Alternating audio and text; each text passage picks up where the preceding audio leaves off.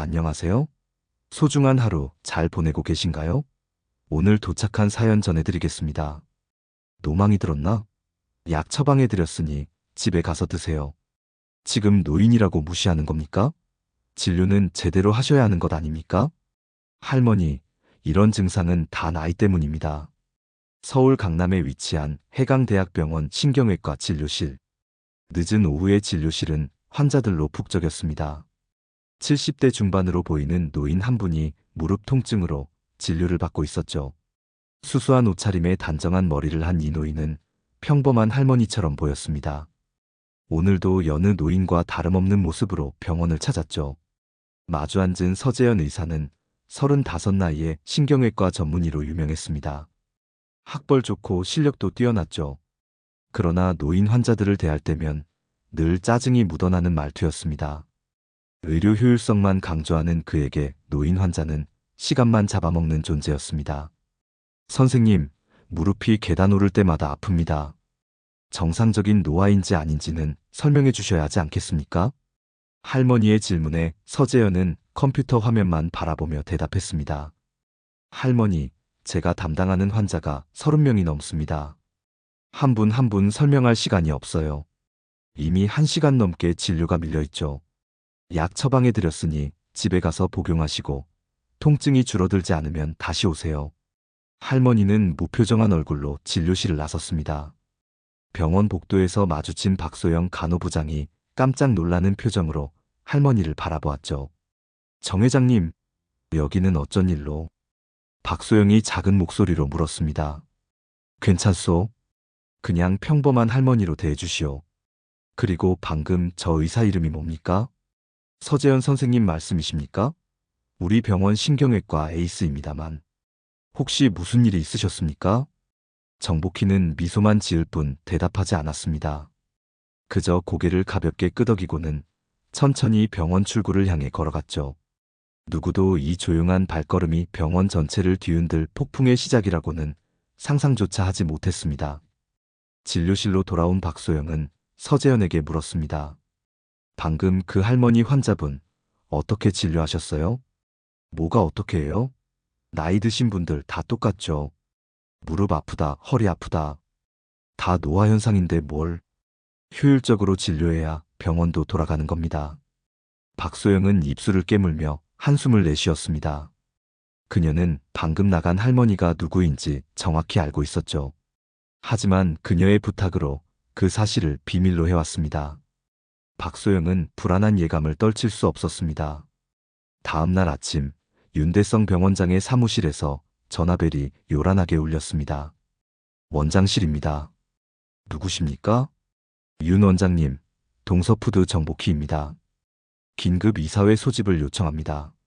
정 회장님, 갑작스러운 연락이라 놀랐습니다. 무슨 일이십니까?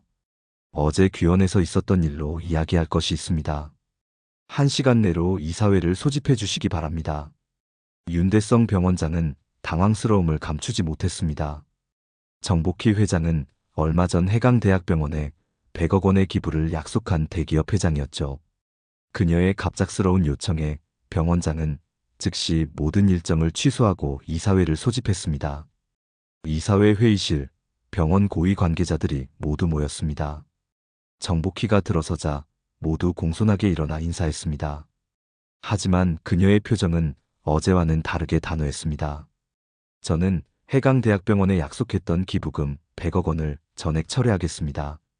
한순간에 회의실은 얼어붙었습니다. 윤대성 병원장의 이마에는 식은땀이 맺혔죠. 무슨 말씀이십니까, 정 회장님? 혹시 저희가 뭐 잘못한 일이라도. 어제 저는 이 병원에서 무릎 통증으로 진료를 받았습니다. 서재현이라는 의사에게 말입니다. 그런데 단지 노인이라는 이유로 모욕적인 대우를 받았죠. 박소영 간호부장이 고개를 끄덕였습니다. 그제야 윤대성 병원장은 상황을 이해했습니다. 얼굴이 창백해졌죠. 정중히 사과드립니다, 정 회장님. 그런 일이 있었다니 정말 몰랐습니다. 당장 조치를 취하겠습니다. 사과는 필요 없습니다. 저는 노인을 무시하는 병원에는 돈을 기부하고 싶지 않을 뿐이죠. 그 의사를 바로 이 자리로 데려오세요. 직접 만나봐야겠습니다. 병원장의 지시로 서재현은 급히 이사회 회의실로 불려왔습니다. 그는 어리둥절한 표정이었습니다. 회의실에 들어서자 이 사진들과 병원장의 긴장된 분위기가 느껴졌죠. 그리고 맨 끝자리에 어제 진료했던 할머니가 앉아 있었습니다. 할머니, 왜 여기 계십니까? 무슨 일이십니까, 원장님? 윤대성 병원장이 목소리를 가다듬었습니다. 서재현 선생, 이분은 동서푸드 회장이자 우리 병원에 100억 원 기부를 약속하셨던 정복회 회장님이십니다. 서재현의 얼굴이 순식간에 하얗게 변했습니다. 어제 무시했던 그 할머니가 재벌 회장이었다니, 그것도 병원 최대 후원자라니 믿기지 않았습니다. 정말 죄송합니다. 제가 몰랐습니다. 정복희는 고개를 가볍게 저었습니다. 몰랐다고요? 제가 누구인지 몰랐으니 그렇게 대했다는 말입니까? 그렇다면 평범한 노인들은 어떻게 대하는지 더 궁금해지는군요. 박소영 간호부장이 앞으로 나섰습니다. 정 회장님은 지난 10년간 우리 병원 무료 진료소를 통해 수많은 저소득층 노인들을 도와오셨습니다. 그분은 그저 자신도 평범한 환자로서 진료받고 싶으셨을 뿐입니다. 서재현은 말문이 막혔습니다. 자신의 행동이 얼마나 부끄러운 것이었는지 깨달았습니다. 그의 눈앞에서 자신의 경력이 무너져 내리는 것 같았죠. 정복희는 자리에서 일어났습니다. 저는 동서푸드를 떡집 한 칸부터 시작해 키워온 사람입니다. 제 나이 76에도 사람을 대하는 기본은 잊지 않았습니다. 그런데 자네는 의술을 배웠다는 사람이 그 기본조차 모르는군요. 회의실은 무거운 침묵에 빠졌습니다. 서재현은 고개를 숙인 채 말이 없었습니다. 병원 의사들은 불안한 표정으로 서로를 바라봤죠. 이 상황이 어떻게 마무리될지, 병원의 미래가 어떻게 될지 아무도 예측할 수 없었습니다. 정 회장님, 제 진심 어린 사과를 받아주십시오. 정말 제가 몰랐습니다. 몰랐다고요? 자네가 대하는 모든 노인이 누군지 다 알고 대하나요? 의사란 직업이 그런 식으로 환자를 대하라고 가르치던가요? 정복희의 단호한 질문에 서재현은 자신의 잘못을 변명할 수 없었습니다. 이사회 회의실은 침묵으로 가득했죠. 윤대성 병원장이 어색한 침묵을 깼습니다. 정 회장님, 저희가 어떻게 해야 이 상황을 바로잡을 수 있을까요? 정복희는 천천히 자리에서 일어났습니다. 그녀의 눈빛은 단호했지만 어딘가 깊은 슬픔이 묻어 있었습니다. 저와 함께 한 곳에 가야겠습니다. 서재현 선생과 윤 원장님, 그리고 박소영 부장님도 함께요. 그들은 정복희의 차를 타고 병원에서 30분 거리에 있는 무료 진료소로 향했습니다. 그곳은 해강대학병원에서 운영하는 작은 무료 진료소였습니다. 소박한 건물 앞에는 노인들이 줄을 서서 기다리고 있었죠. 매주 화요일마다 여기 오는 분들이 있습니다. 대부분 형편이 어려운 노인분들이죠. 저는 익명으로 이 진료소를 후원해왔습니다. 정복희는 진료소 안으로 들어갔습니다.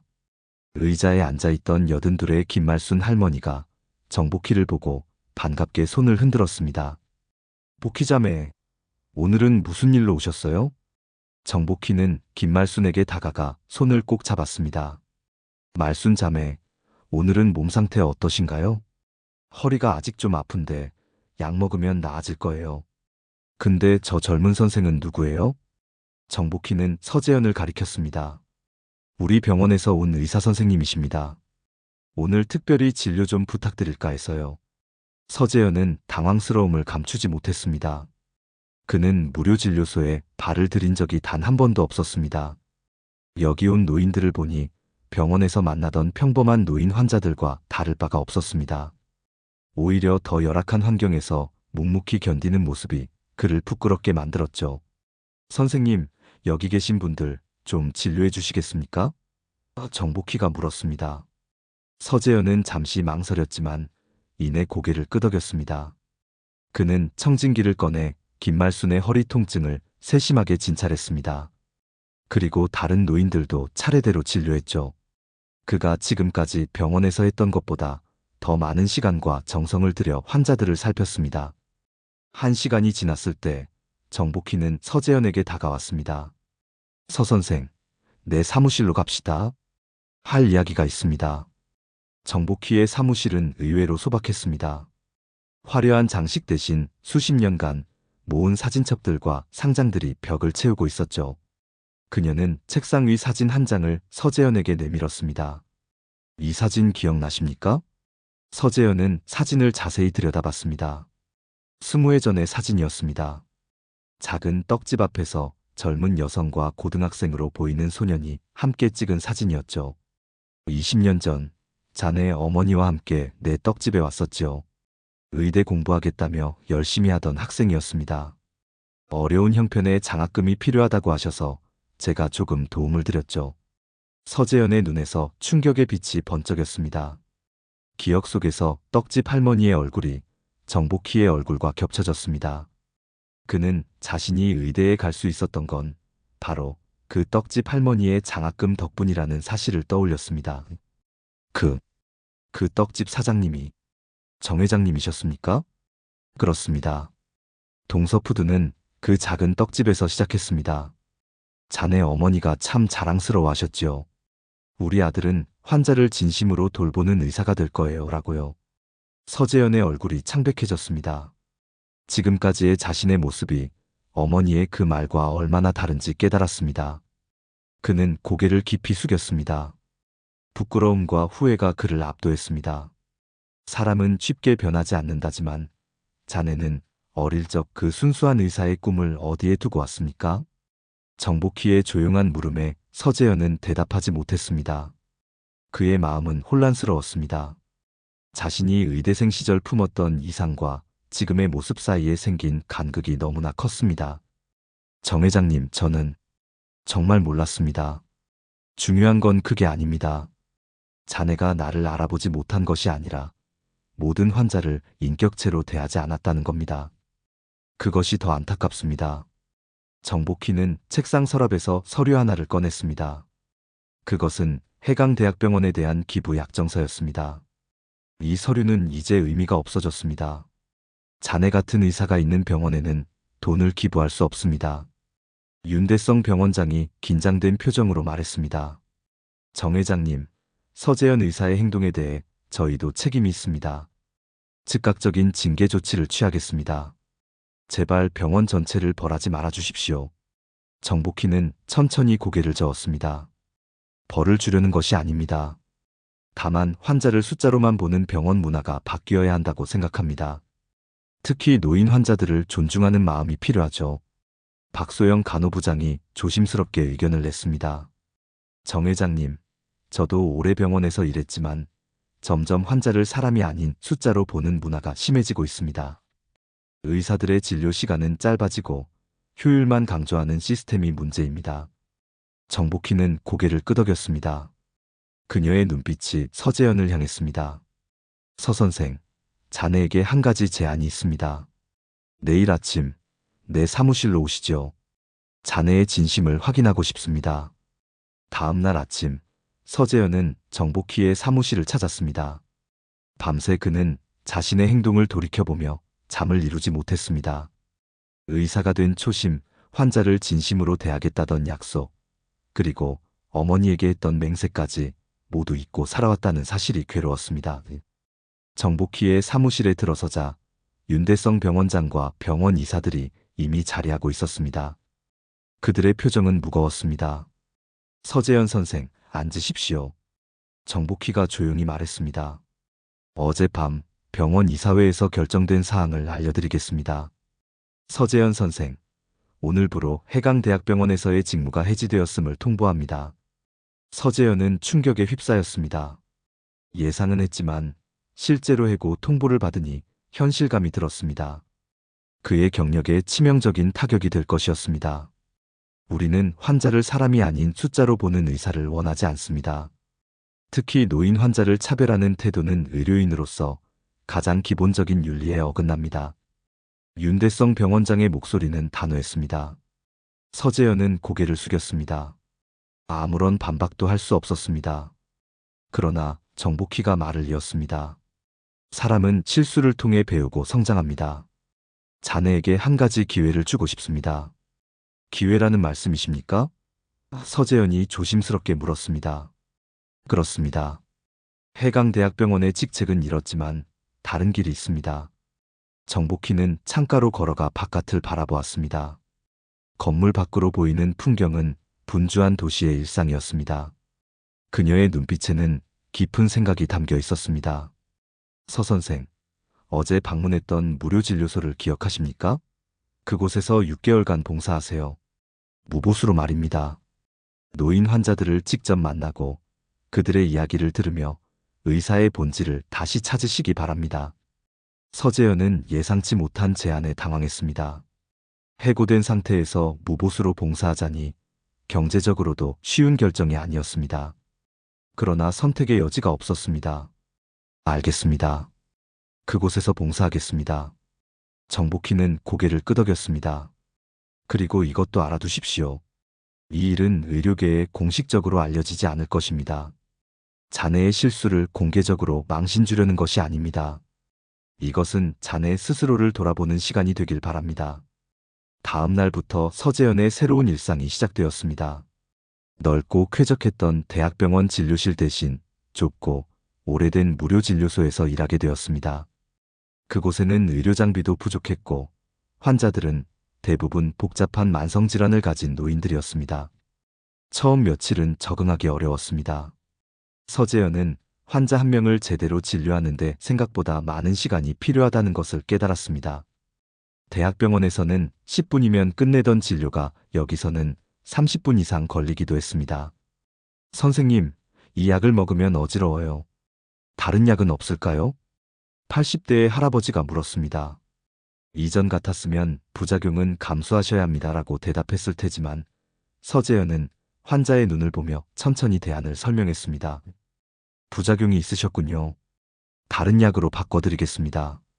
그런데 새 약에 적응하시는데 일주일 정도 걸릴 수 있습니다. 그동안 불편하시면 언제든 저에게 연락해 주세요. 환자들은 서재현의 변화를 금방 알아챘습니다. 그는 더 이상 시계를 보며 서두르지 않았습니다. 환자의 얼굴을 보며 이야기를 경청했죠. 컴퓨터 화면보다 환자의 표정에 더 집중했습니다. 한 달이 지났을 때 김말순 할머니가 진료소를 찾아왔습니다. 선생님, 요즘 허리가 많이 좋아졌어요. 선생님이 알려주신 운동을 매일 하고 있답니다. 서재현은 김말순의 상태를 꼼꼼히 체크했습니다. 정말로 상태가 호전되고 있었습니다. 잘하고 계십니다. 운동 계속하시고 이 약도 꾸준히 드세요. 2달 뒤에 뵙겠습니다. 진료를 마치고 나오는 김말순의 뒷모습을 바라보며 서재현은 이상한 기분을 느꼈습니다. 대학병원에서는 느껴보지 못한 보람이었습니다. 환자가 좋아지는 모습을 직접 지켜보고 그 과정에 자신이 도움이 되었다는 사실이 그를 기쁘게 했습니다. 그날 저녁 진료소 문을 닫으려는 순간 정복희가 찾아왔습니다. 그녀는 조용히 진료소 구석에 앉아 서재현의 진료를 지켜보고 있었습니다. 정 회장님, 어쩐 일이십니까? 자네가 어떻게 지내는지 보러 왔습니다. 2달 동안 많이 변했군요. 자네의 진료 모습을 보니 이제야 의사다운 눈빛이 보입니다. 정복희의 말에 서재현은 쑥스러움을 감추지 못했습니다. 그는 지난 2달간 자신이 얼마나 변했는지 스스로도 놀라웠습니다. 처음에는 의무감으로 시작했지만 이제는 매일 아침 진료소에 오는 것이 기다려졌습니다.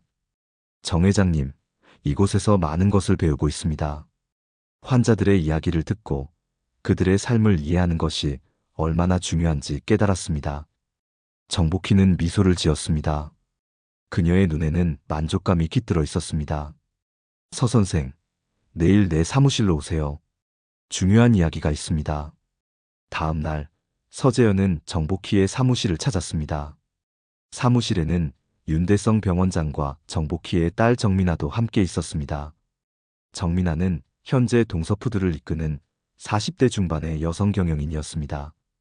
안녕하세요, 서 선생님. 어머니께 많은 이야기를 들었습니다. 정민아가 반갑게 인사했습니다. 서재현은 공손하게 인사를 건넸습니다. 정복희는 책상 위에 놓인 서류 하나를 서재현에게 내밀었습니다. 이것은 새로운 노인 전문 병원 설립 계획서입니다. 동서푸드 재단에서 건립할 예정인데 서 선생이 이 병원의 책임자가 되었으면 합니다. 서재현은 믿을 수 없다는 표정으로 서류를 바라보았습니다. 그 많은 의사들 중에서 왜 자신을 선택한 것인지 이해할 수 없었습니다. 정 회장님, 저는 저 같은 사람에게 이런 기회를, 실수를 통해 배우고 성장한 사람이 가장 훌륭한 리더가 될 수 있습니다. 지난 2달간 자네의 모습을 지켜봤습니다. 환자를 대하는 태도, 의료진과 소통하는 방식 모두 달라졌습니다. 윤대성 병원장도 거들었습니다. 서재현 선생, 무료진료소에서의 자네 평판이 놀랍게 좋아졌습니다. 환자들이 자네를 찾아오는 경우가 늘었습니다. 정복희가 이어 말했습니다. 한 가지 조건이 있습니다. 이 병원의 수익 30%는 반드시 무료진료소와 노인의료복지에 사용되어야 합니다. 그리고 모든 의료진은 월 20시간 이상 무료진료 봉사를 의무적으로 해야 합니다. 서재현은 잠시 생각에 잠겼습니다. 새 병원의 책임자라는 제안은 분명 큰 기회였습니다. 그러나 그것보다 더 중요한 것은 그가 진정으로 변화했다는 사실이었습니다. 환자를 단순한 숫자가 아닌 한 사람으로 대하는 법을 배운 것이 그에게는 더 큰 가치였습니다. 감사합니다, 정 회장님. 기회를 주셔서 정말 감사합니다. 그 조건을 기꺼이 받아들이겠습니다. 정민아가 미소를 지었습니다. 서 선생님, 어머니께서 자네를 매우 높게 평가하십니다. 재단에서도 전폭적인 지원을 약속드립니다. 그날 저녁 무료진료소에서 마지막 환자를 진료한 후 서재현은 잠시 창밖을 바라보았습니다. 3개월 전만 해도 그는 자신의 커리어만 생각하던 의사였습니다. 환자보다 효율을, 사람보다 숫자를 중요시했습니다. 그러나 이제 그는 달라졌습니다. 환자 한 명 한 명의 이야기에 귀 기울이고 그들의 아픔을 진심으로 이해하려고 노력했습니다. 1년 후 서울 강남의 동서노인 의료센터가 새롭게 문을 열었습니다. 건물은 화려하지 않았지만 노인 환자들을 위한 편의시설이 곳곳에 마련되었습니다. 계단 대신 완만한 경사로, 큰 글씨로 된 안내판, 그리고 충분한 휴식 공간까지 모든 것이 노인 환자를 배려하여 설계되었습니다. 서재현은 이 센터의 책임자로서 매일 아침 일찍 출근했습니다. 오늘도 그는 첫 환자를 맞이하기 위해 준비하고 있었습니다. 서 원장님, 오늘 특별한 방문객이 오십니다. 간호사가 조심스럽게 알렸습니다. 서재현이 고개를 들자 정복희가 진료실 문을 열고 들어섰습니다. 정 회장님, 오랜만입니다. 어떻게 지내셨습니까? 잘 지냈습니다. 자네 소식은 자주 들었죠. 병원이 잘 운영되고 있다면서요? 서재현은 고개를 끄덕였습니다. 지난 1년간 그는 이 병원을 성공적으로 이끌어왔습니다. 특히 노인 환자들을 위한 맞춤형 진료 시스템은 의료계에서도 주목받고 있었습니다. 자네가 여기서 일군 성과를 보러 왔습니다. 직접 둘러봐도 되겠습니까? 서재현은 기쁜 마음으로 정복희를 병원 곳곳으로 안내했습니다. 그들은 진료실, 재활치료실, 그리고 환자 휴게실까지 돌아보았습니다. 어디를 가든 환자들은 편안한 표정이었고 의료진들은 환자를 존중하는 태도로 대했습니다. 여기는 무료진료소입니다. 매주 우리 의료진이 번갈아가며 봉사하고 있습니다. 정복희는 무료진료소를 유심히 살펴보았습니다. 그곳에는 김말순을 비롯한 여러 노인 환자들이 기다리고 있었습니다. 복희자매, 여기도 오셨네요. 김말순이 반갑게 인사했습니다. 정복희는 김말순에게 다가가 안부를 물었습니다. 그들의 대화를 지켜보던 서재현은 문득 정복희의 진정한 의도를 깨달았습니다. 정복희가 원했던 것은 단순히 그를 벌주는 것이 아니라 의사의 본질을 되찾게 하는 것이었습니다. 서 원장님, 중요한 회의가 있습니다. 새 인턴 선생님들이 도착했습니다. 간호사의 알림에 서재현은 정복희에게 양해를 구하고 회의실로 향했습니다. 회의실에는 막 의대를 졸업한 5명의 젊은 의사들이 기다리고 있었습니다. 환영합니다. 여러분은 이제 의사로서 첫 발을 내딛게 되었습니다. 의사가 된다는 것, 그것은 단순히 병을 고치는 기술자가 되는 것이 아닙니다. 서재현은 자신의 경험을 젊은 의사들에게 진심을 담아 전했습니다. 우리는 환자를 숫자로 보는 것이 아니라 한 사람의 인격체로 대해야 합니다. 특히 노인 환자들은 우리의 부모님과 같은 분들입니다. 그분들의 이야기에 귀 기울이고 그분들의 아픔을 이해하는 것이 의사의 첫 번째 의무입니다. 젊은 의사들은 서재현의 말에 깊이 공감하며 고개를 끄덕였습니다. 그들은 아직 순수한 열정으로 가득 차 있었습니다. 회의를 마치고 나오자 정복희가 회의실 밖에서 기다리고 있었습니다. 그녀는 서재현의 말을 모두 들었습니다. 잘 들었습니다. 자네는 이제 진정한 의사가 되었군요. 정복희와 서재현은 병원 정원을 함께 걸었습니다. 가을 햇살이 나뭇잎 사이로 스며들어 따스한 기운을 전했습니다. 그들은 벤치에 앉아 잠시 주변의 풍경을 바라봤습니다. 지금 얼마나 많은 환자들이 진료를 받고 있습니까? 정복희가 물었습니다. 1년 만에 3,000명이 넘는 노인 환자들이 이곳을 찾았습니다. 그중 1,500명은 무료 진료소를 통해 진료받은 분들입니다. 정복희는 만족스러운 표정으로 고개를 끄덕였습니다. 그녀의 기부로 세워진 이 병원이 진정으로 가치 있는 일을 하고 있다는 사실에 뿌듯함을 느꼈습니다. 서 원장, 기억하십니까? 1년 전 처음 만났을 때 자네는 환자를 숫자로만 보던 의사였습니다. 그때 내가 왜 그런 강경한 방법을 택했는지 이제는 이해하십니까? 서재현은 고개를 끄덕였습니다. 그는 자신의 과거 모습이 얼마나 부끄러웠는지 잘 알고 있었습니다. 정 회장님, 그때의 경험이 없었다면 저는 여전히 같은 실수를 반복했을 겁니다. 저를 바꿔주셔서 감사합니다. 정복희는 손을 저었습니다. 내가 자네를 바꾼 것이 아닙니다. 자네 스스로 변화했지요. 자네 안에는 늘 좋은 의사가 될 수 있는 자질이 있었습니다. 다만 그것을 잊고 살았을 뿐이죠. 서재현은 잠시 생각에 잠겼습니다. 정복희 말이 맞았습니다. 그는 의대생 시절 가졌던 순수한 열정과 환자를 위하는 마음을 병원의 경쟁 속에서 잃어버렸던 것입니다. 그리고 정복희와의 만남을 통해 그 초심을 되찾았습니다. 내일은 병원 1주년 기념식입니다. 정 회장님께서도 꼭 참석해 주시기 바랍니다. 물론입니다. 이 병원은 내 마지막 사업이니까요. 이제 내 나이가 77입니다. 앞으로 시간이 얼마나 남았을지 모르지만 남은 생을 의미 있게 보내고 싶습니다. 그때 서재현의 호출기가 울렸습니다. 응급 환자가 도착했다는 알림이었습니다. 정 회장님, 먼저 가보겠습니다. 서재현은 재빨리 응급실로 향했습니다. 응급실에는 80대로 보이는 노인이 누워 있었습니다. 의식은 있었지만 상태가 좋지 않아 보였습니다. 할아버님, 어디가 불편하신가요? 서재현이 부드러운 목소리로 물었습니다. 가슴이 갑자기 아파서. 노인은 힘겹게 대답했습니다. 서재현은 즉시 심전도 검사를 지시했습니다. 결과는 심근경색이었습니다. 그는 신속하게 응급조치를 취했고 곧 노인의 상태는 안정되었습니다. 진료를 마치고 병실로 향하던 서재현은 복도에서 정복희를 마주쳤습니다. 그녀는 모든 상황을 지켜보고 있었습니다. 훌륭했습니다, 서 원장. 자네는 이제 진정한 의사로 거듭났군요. 서재현의 눈에 감동의 빛이 어렸습니다. 그는 정복희에게 깊이 고개를 숙였습니다. 정 회장님, 감사합니다. 제 삶의 방향을 바꿔주셔서 진심으로 감사드립니다. 정복희는 미소를 지었습니다. 아닙니다. 자네가 스스로 돌아온 것이죠. 의사란 환자의 병을 고치는 사람이 아니라 환자의 아픔을 함께 나누는 사람이라는 것을 깨달은 것은 자네 자신입니다. 해가 저물어 갔습니다. 병원 창문으로 황금빛 석양이 비쳐들었습니다. 정복희와 서재현은 나란히 서서 그 아름다운 풍경을 바라보았습니다.